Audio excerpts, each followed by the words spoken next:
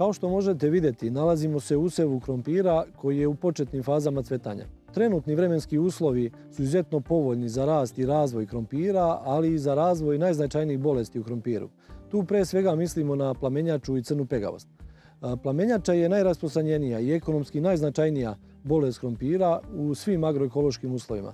Veoma je destruktivna i može pričiniti štete i do 100% kada su uslovi kao što su trenutni uslovi. Napada sve delove biljke, znači od lista, stabla i krtola, i javlja se u svim proizvodnim područjima. Za ovu fenofazu preporuka je da razmak između tretmana ne bude duži od 6 do 7 dana.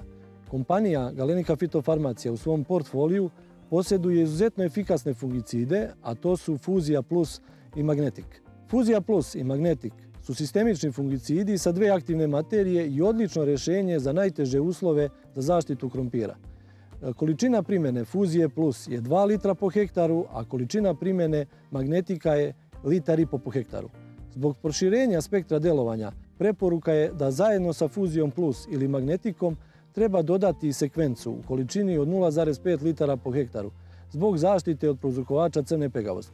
Da ponovimo još jednom, u ovoj fazi kada je krompir početak cvetanja, naša preporuka iz Galenike fitofarmacije je Fuzija Plus 2 litra po hektaru plus sekvenca 0,5 litara po hektaru.